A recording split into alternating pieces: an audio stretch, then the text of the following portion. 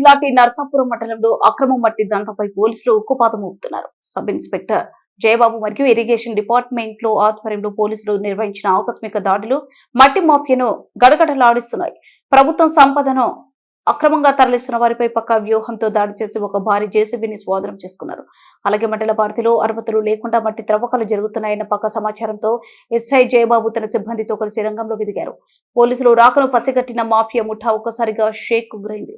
ఘటన స్థలంలో మట్టిని త్రవ్వుతున్న జేసీబీని రెడ్ హ్యాండెడ్ గా పట్టుకుని సీజ్ చేశారు. పోలీసులు దూకుడు చూసి మట్టి తరలింపు కోసం వేచి ఉన్న ట్రాక్టర్ డ్రైవర్లు వాహనాలతో సహా పరారయ్యారు.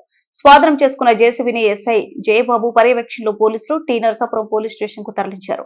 చట్ట విరుద్ధంగా ఎవరు త్రవ్వకాలు జరిపినా ఎంతటి వారినైనా సరే ఉపేక్షించేది లేదని ఈ సందర్భంగా పోలీసులు హెచ్చరించారు. పరాట్లో ఉన్న ట్రాక్టర్లను గుర్తించి సీజ్ చేస్తామని వారు స్పష్టం చేశారు. శాంతి భద్రతలకు విఘాతం కలిగించిన ప్రభుత్వ ఆస్తులను కొల్లగొట్టిన కఠిన చర్యలు తప్పవు. అక్రమ త్రవ్వకాలపై మా నిఘా నిరంతరం ఉంటుంది అంటూ జయబాబు సబ్ ఇన్స్పెక్టర్ తెలిపారు. అంతేకాకుండా మట్టి మాఫియా ఆగడాలకు అడ్డుకట్ట వేస్తూ ఎస్ఐ జయబాబు తీసుకుంటున్న సత్వర చర్యలపై మండల ప్రజలు ప్రశంసలు కురిపిస్తున్నారు. పోలీసుల నిఘా ఇలాగే కొనసాగితే అక్రమార్కులకు అడ్డుకట్ట పడుతుందని స్థానికులు అభిప్రాయపడుతున్నారు.